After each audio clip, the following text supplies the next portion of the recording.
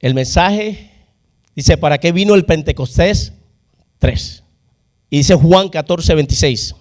Pero el Consolador, el Espíritu Santo, que el Padre enviará en mi nombre, Él les enseñará las cosas y les hará recordar todo lo que yo les he dicho. Esta es la tercera semana que llevamos ya sobre esta serie del Pentecostés. Este gran evento que sucedió en medio de los discípulos y los apóstoles de Jesús. Estaba la semana pasada cuando teníamos el café de los hombres y las mujeres, yo estaba viendo cuando salíamos, vi a mi esposa y vi a Marcela, ¿no? Que salían y cantaban un comercial que habían escuchado. Ya en febrero vamos a tener 20 años juntos, para la gloria de Dios. Pero es algo que habían escuchado ya desde hace tiempo. Ya he escuchado en Venezuela, era un comercial sobre un producto, pero decía, wow, qué increíble, ¿no? Hace más de 20 años que llevan escuchando esto y lo estaban cantando y repitiendo. ¿Y por qué? Porque ¿qué hacen los comerciales? Se repiten, repiten, repiten y repiten. ¿Qué es lo que pasa? Si yo les pregunto a algunos de ustedes si se saben una canción de los 60 o los 70, les aseguro que muchos me pueden decir, sí, me la sé. Porque la escucharon, la repitieron, la escucharon y la repitieron. Y eso es lo que voy a hacer aquí hoy. Nuestro hermano, nuestro pastor John, trajo una palabra la semana pasada y es sobre el Pentecostés. Entonces, yo voy a traer cosas que el hermano compartió con ustedes. ¿Y cómo aprendemos? ¿Cómo es la mejor? Por medio de la repetición y la práctica. Y así es como vamos a hacer. Amén. El Pentecostés, ¿qué significa? Significa en griego quincuagésimo, es decir, 50, y se refiere a la fiesta de las semanas, de la cosecha, de las primicias, y esta fue celebrada por el pueblo de Israel exactamente 50 días después de la Pascua y la salida de Egipto. Esta fiesta recordaba el día en que Moisés subió al monte de Sinaí y recibió las tablas de la ley y le enseñó al pueblo de Israel lo que Dios quería de ellos, y celebraban así la alianza del Antiguo Testamento que el pueblo estableció con Dios.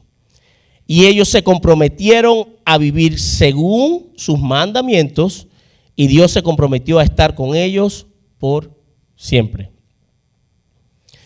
Cuán grande y eterno es el amor de Dios por su pueblo, porque cuántas veces no fueron infieles, cuando fue infiel el pueblo de Israel. Cuánto amor no tiene el Señor por nosotros, porque cuántas veces nosotros somos infieles. Dice Jeremías 31:33, porque este es el pacto que haré con la casa de Israel después de aquellos días, declara el Señor.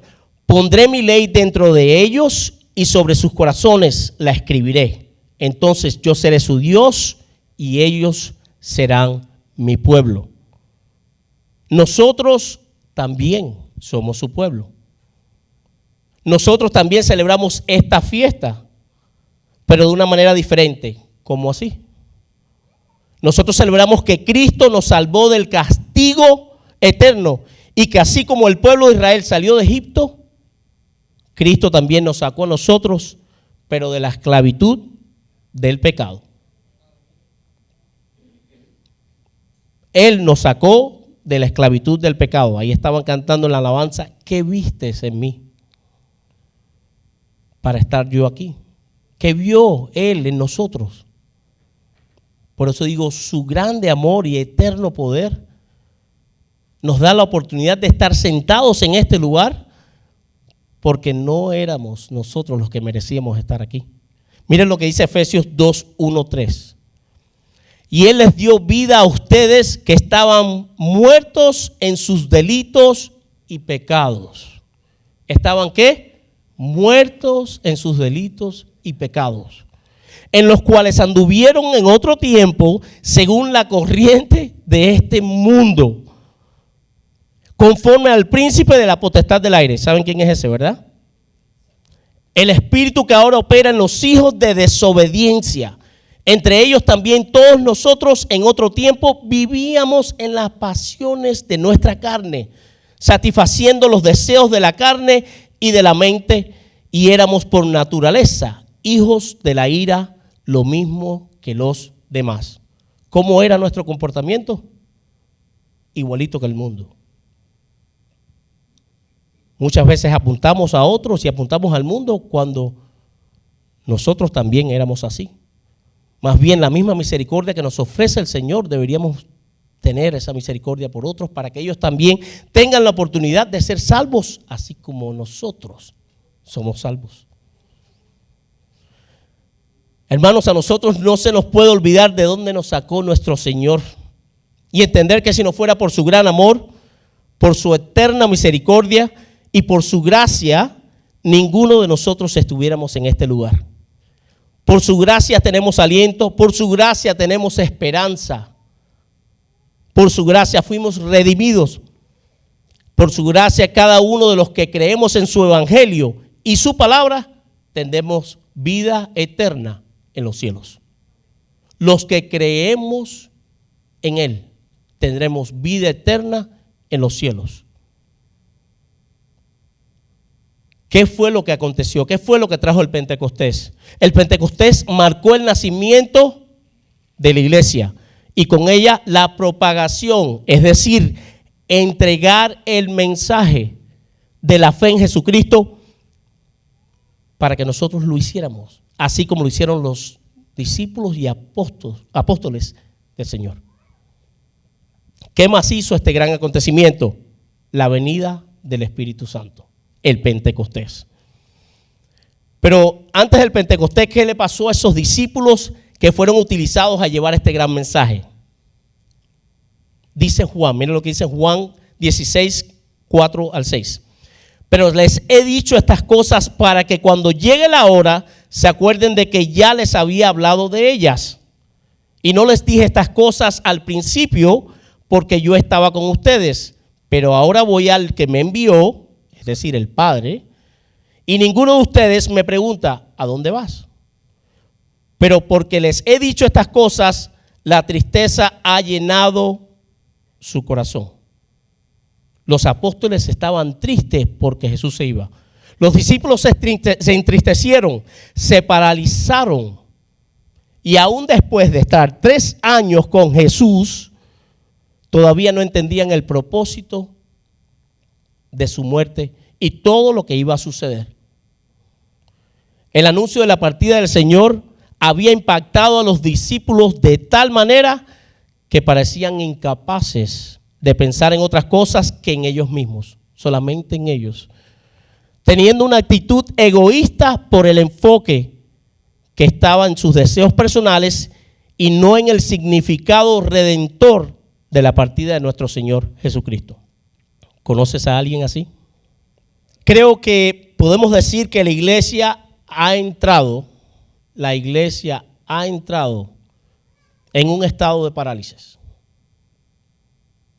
Porque muchos venimos a la iglesia solo a recibir, dejando una gran carga sobre los líderes y pastores, cuando verdaderamente otros también deberían de ser parte de esta gran obra.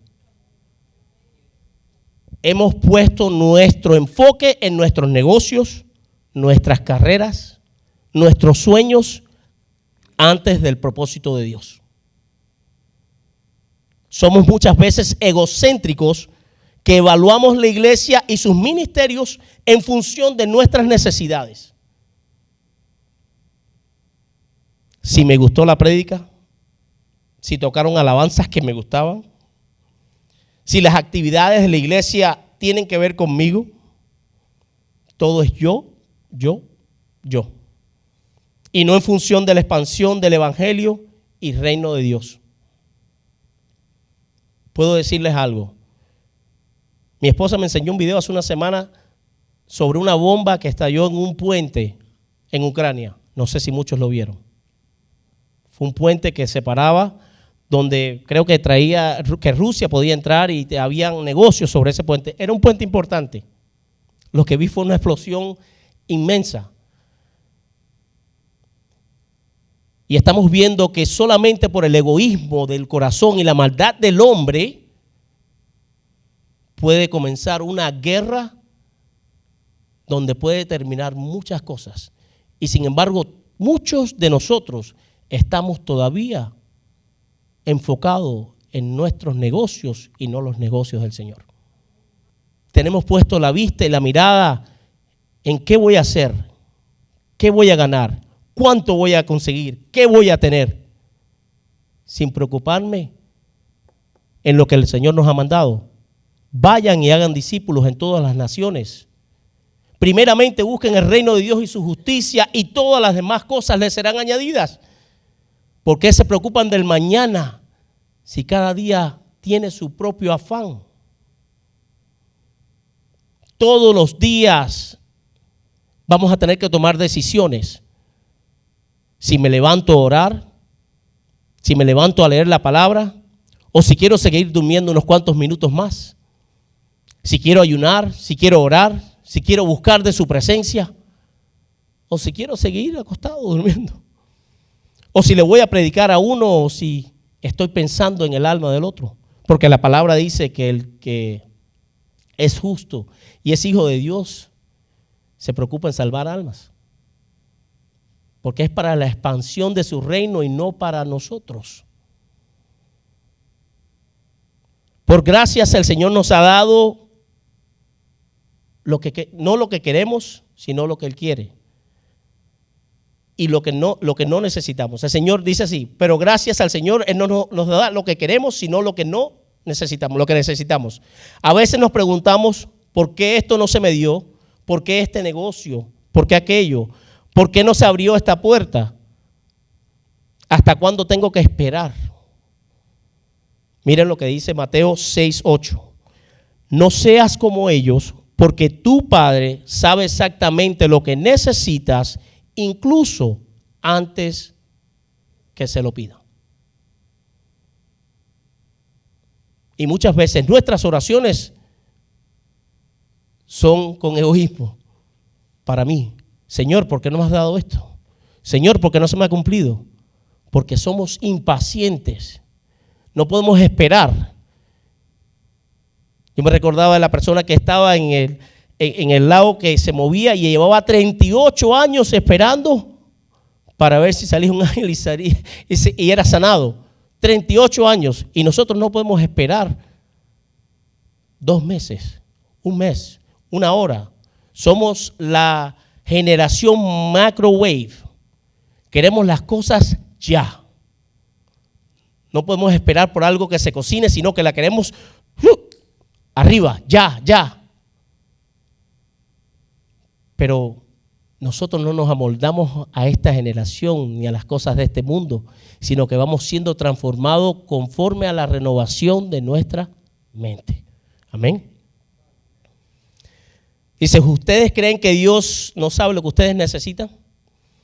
El problema es que muchas veces nos ponemos en lugar de Dios, siendo impacientes, querer ser Dios, y queremos resolver el problema a nuestra manera, en nuestro tiempo, y no esperar por el proceso y el poder y la voluntad de nuestro Padre. Somos impacientes y no queremos esperar. ¿Qué querían los discípulos en el momento que Jesús les dijo eso? Que Jesús se fuera solo pensando en ellos. Ellos querían que Jesús no se fuera. Ellos querían quedarse con Jesús. Y no pensaron, sin embargo, en que Jesús tenía que partir. ¿Para qué? Porque si Él no partía, ¿qué pasaba? ¿Qué pasaba si Él no se iba? Juan 16:7 lo dice. Pero yo les digo la verdad, les conviene que yo me vaya, porque si no me voy, el Consolador no vendrá a ustedes, pero si me voy, se los enviaré. ¿Qué pasaba si no se iba? No íbamos a recibir al Consolador. Era necesario que Jesús muriera en la cruz, resucitara y fuera el Padre para que mandara el Espíritu Santo que nos guiará en todo, que ahora obra en todos, en aquellos que creen, y aún restaura el corazón de aquellos que no lo conocen. los discípulos, estos mismos discípulos que no entendían muchas veces las enseñanzas de Cristo, y aun cuando caminaban con Él, unas semanas más tarde, después del Pentecostés, fueron los mismos que predicaban el evangelio sin temor, aun cuando sus vidas estaban en riesgo de muerte. Una vez más, estos mismos discípulos, después que recibieron el Espíritu Santo, después del Pentecostés, fueron los mismos que predicaban sin temor, porque ellos sabían el propósito eterno que iban a tener en los cielos. Les pregunto, ¿será que si alguien viene y les pone una pistola en la cabeza y les dice, niega a Cristo, lo negarás o seguirás predicando a Cristo? ¿Estás dispuesto a morir por el evangelio? ¿Estás dispuesto a decirlo? Porque hay gente que te lo está pasando ahora. Es lo que pasa en Estados Unidos, que estamos tan acomodados y lo hay todo y tan tranquilo que hay gente muriendo, pero nosotros estamos tranquilos. Escuchaba testimonios de en China dices una palabra sobre Jesús y vas preso. Han visto cómo le corta la cabeza a otros hermanos que están predicando y están dispuestos a morir. Sin embargo, nosotros muchas veces estamos quejándonos si vamos a leer la palabra, si vamos a ir a la iglesia porque me siento cansado, si quiero alabar. Wow, de verdad, mi trabajo. Esta gente no sabe lo que van a comer mañana. Los pastores lo saben que predican en el downtown. Cuando yo voy a ese lugar a darle la comida a las personas, uno ve la necesidad de otro. Hermanos, siempre habrá alguien peor que uno. Y les digo algo, el evangelio se acerca y muchas veces estamos perdiendo el tiempo para predicar este gran mensaje que un día cambió y transformó nuestro corazón y lo seguirá transformando. Amén.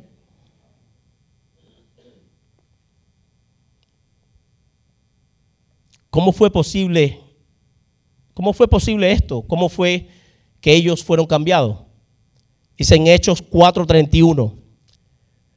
Después de haber orado, tembló el lugar en que estaban reunidos, todos fueron llenos del Espíritu Santo y proclamaban la palabra de Dios sin temor alguno. Los apóstoles fueron llenos en ese gran evento por la venida del Espíritu Santo.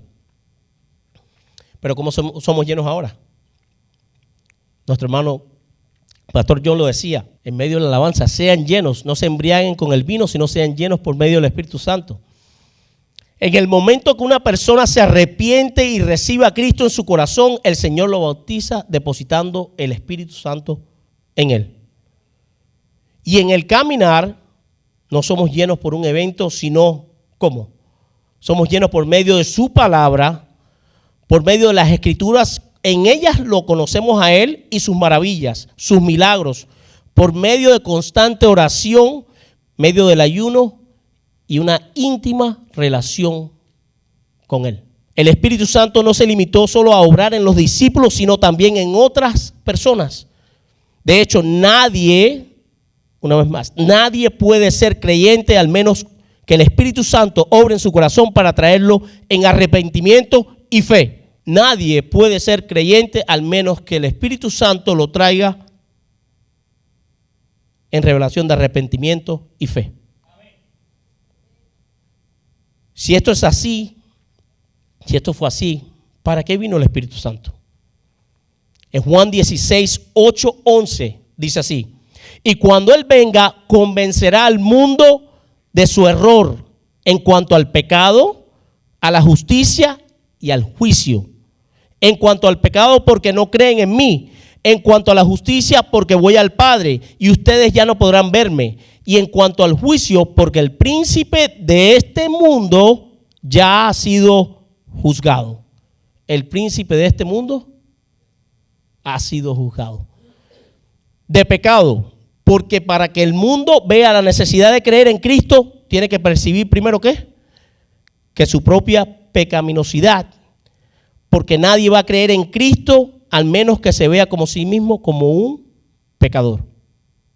Nadie lo va a hacer, al menos que vea que él es un pecador, como una persona culpable y condenada a muerte eterna.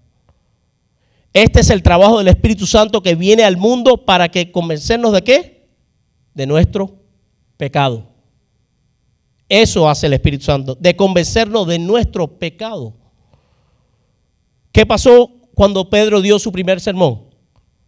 Está en Hechos 2:37, 38. Dice, al oír esto, conmovidos profundamente, dijeron a Pedro y a los demás apóstoles, hermanos, ¿qué haremos? Entonces Pedro les dijo, arrepiéntanse y sean bautizados cada uno de ustedes en el nombre de Jesucristo para perdón de sus pecados y recibirán el don, en otras palabras, el regalo del Espíritu Santo. Arrepiéntanse y recibirán el don del Espíritu Santo.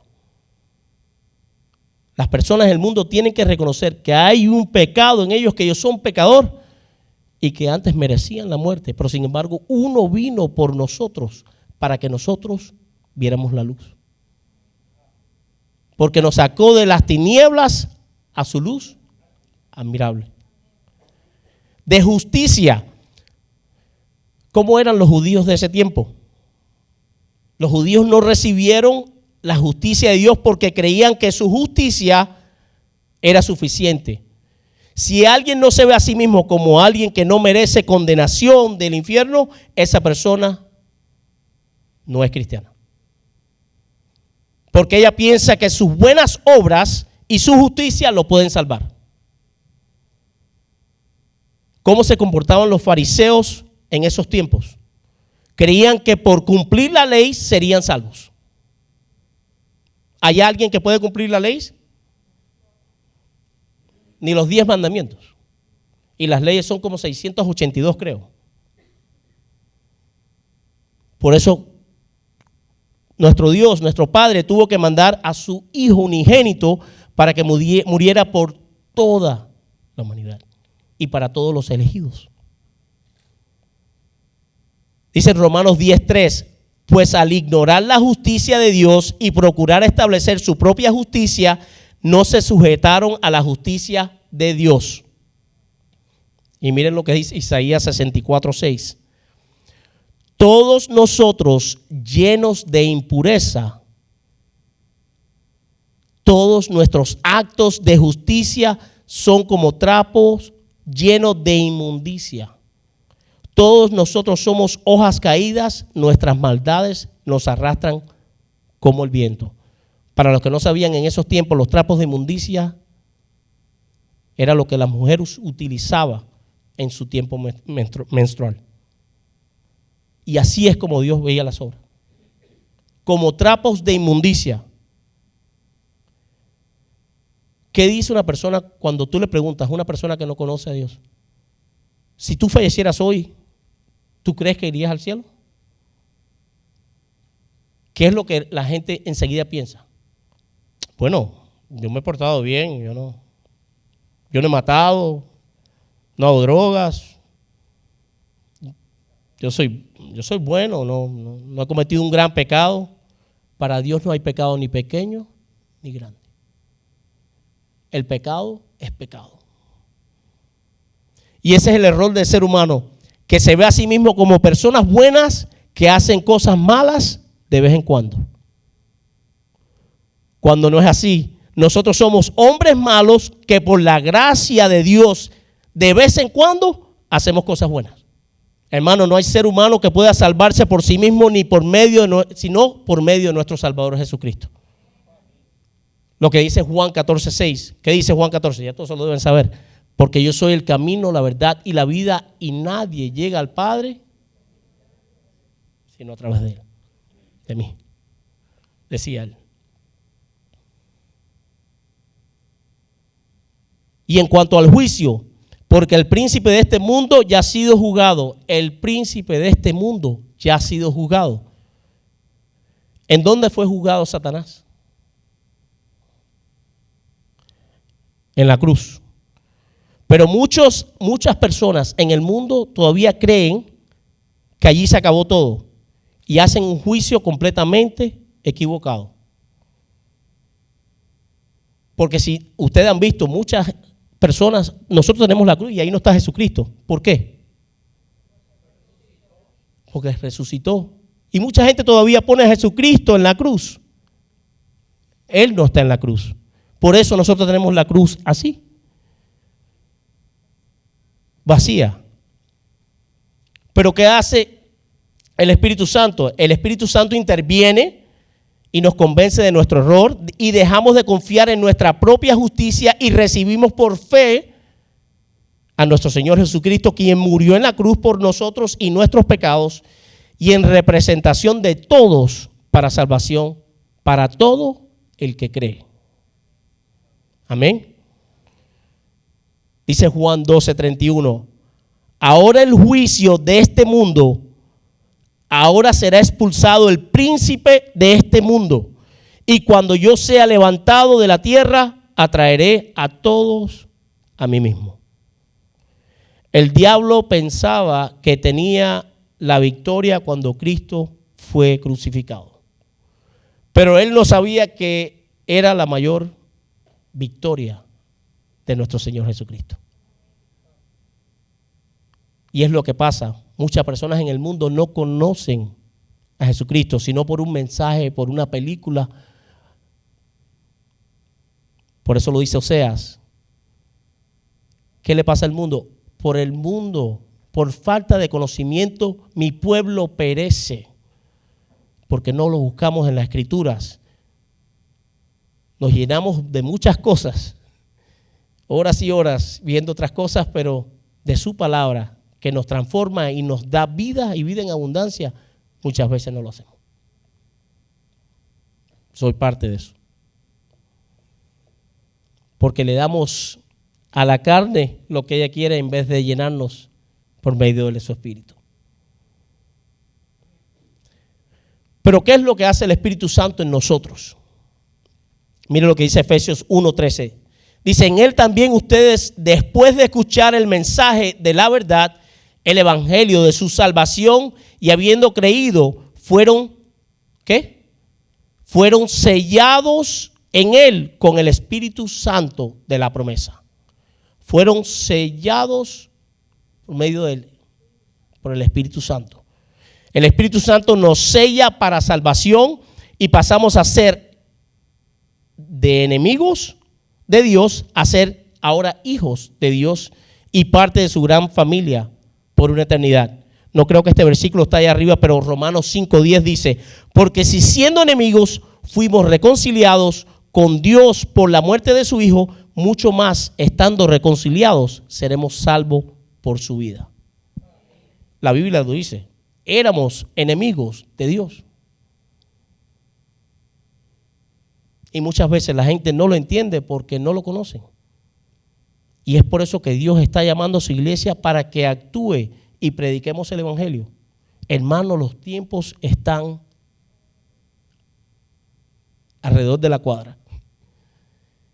Y la gente sigue jugando con el evangelio. El fruto del justo es como árbol de vida y el que salva almas es sabio. Cada día tenemos que buscar el momento porque Dios nos pone las citas divinas. En el amor de Cristo no hay temor, sino que el perfecto amor echa fuera todo temor. Y si Cristo está en nosotros, ¿quién contra nosotros?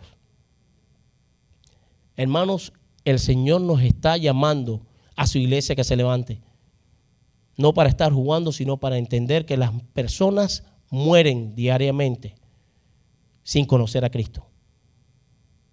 Y les pido perdón, pero no es un buen mensaje para dónde van. Yo no los juzgo, el Señor los juzgará. Yo solamente quiero darle un mensaje que un día tocó mi corazón, me sana cada día y me sigue transformando para parecerme más a Él. ¿Qué más hace el Espíritu Santo? Segunda de Corintios 3:17. Ahora bien, El Señor es el Espíritu. Y donde está el Espíritu del Señor, hay libertad.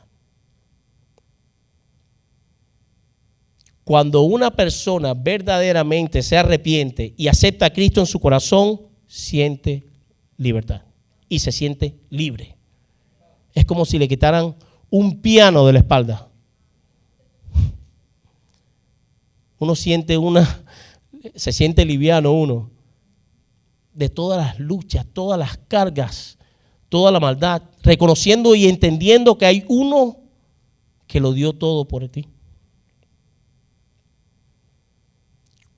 Dios dio a su Hijo para que cuando Él nos mirara a nosotros, porque su Hijo recibió todos nuestros pecados, cuando nos ven a nosotros, nos ven limpios. Dios nos ve limpios por su Hijo. Nos ve como debería ver a Jesucristo. Él se puso en nuestro lugar.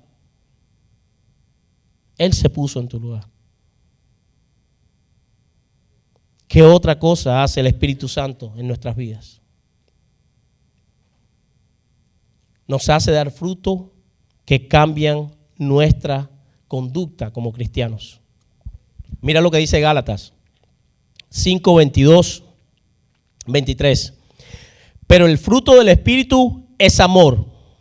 Cuando uno sigue a Cristo, ya no se comporta como antes, sino que ahora tiene el amor y ama a su esposa, a sus amigos, a sus hermanos en Cristo, como Cristo amó a la iglesia. Trae gozo, aún en medio de toda situación, el cristiano se siente gozoso. Porque sabe que si está pasando por lucha y una aflicción, está pasando por un proceso que el Señor lo permite que pase. ¿Para qué? Para hacerlo crecer. Le trae paz. La paz que sobrepasa todo entendimiento. El cristiano va contra la corriente. Él es el único que lo miran y dicen, este es un loco. Pero yo estoy loco por Jesús y lo seguiré haciendo toda mi vida. Paciencia. Wow. Sigue trabajando el Señor en mí en esa. Porque somos impacientes. Y lo sabemos, no sé quién se conoce y el Señor le puede decir que somos impacientes. Porque salimos de aquí, nos pasa alguien por encima y queremos seguir y queremos estar apurados para seguir. Estamos buscando y siempre con nuestra impaciencia. Benignidad. Somos cortés, somos justos delante del Señor. Bondad, somos bondadosos con nuestros hermanos. Fidelidad, tenemos que ser fiel a Él y no infiel. Mansedumbre, sean mansos como yo soy manso. Dominio propio. El Señor sigue trabajando en nosotros con nuestro dominio para que no actuemos conforme a la carne, sino conforme al Espíritu. Contra tales cosas no hay ley, dice la palabra. Los frutos del Espíritu. Cada día vamos entendiendo y conociendo que es por medio de su Espíritu Santo. En nuestras propias fuerzas, hermanos, no van a conseguir nada. Si estás esperando por papeles, sé paciente. Si estás esperando por trabajo, sé paciente. Si estás esperando por algo más y estás pasando por una lucha, por un divorcio, sé paciente. El Señor quiere que sus hijos lo amen a Él primeramente y todo lo demás le será añadido. Muchos estamos pasando por diferentes situaciones, unos por dificultades económicas, otros no tenemos trabajo, otros están pasando por un divorcio, otros por grandes decisiones familiares, por documentos que parece que nunca llegan. Pero el Dios que entregó a su único Hijo en tu lugar, dice por medio de su palabra y su Espíritu Santo que no pongas tu esperanza en las cosas terrenales, ni en los negocios, ni en el dinero, ni en las propiedades, ni en tus papeles, que a veces parece que nunca llegan. Pero sino que pongas tu fe, tu amor y tu misericordia en las cosas celestiales, donde las cosas celestiales serán por una eternidad. Hermanos, el Señor, una vez más, llama a su iglesia y nos dice, es tiempo de despertar. Es tiempo de conocer al Rey de Reyes. Es tiempo de servirle a ese Señor que va a traer esperanza a aquellos que están afligidos, aquellos que piensan que su hijo nunca volverá, aquellos que muchas veces quieren tirar la toalla. Cristo te llama y te dice, confía en mí, yo sanaré tu corazón, yo cambiaré tu historia, pero no en tu propia fuerza, sino por medio de mi Espíritu Santo. Vamos a ponernos de pie, si puedes bajar la luz. Quería hacer algo diferente hoy. Quería que los hombres vinieran todos aquí y se pusieran de este lado y las mujeres de este lado. Yo iba a orar, pero más bien quiero que escojan, sé que nos conocemos casi todos, pero escojan con alguien con el que no comparten mucho y busquen para orar. Quiero que como el cuerpo de Cristo nosotros estemos en unidad. Quería concluir este mensaje con esto.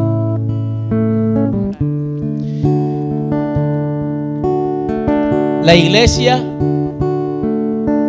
y no solo hablo de esta iglesia, sino de la iglesia en el mundo, está siendo atacada diariamente por Satanás.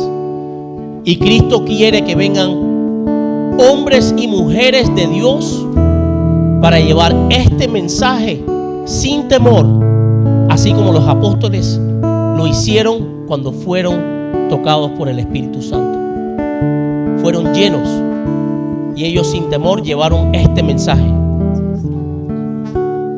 Ellos fueron cambiados y nosotros también hemos sido cambiados y somos cambiados diariamente.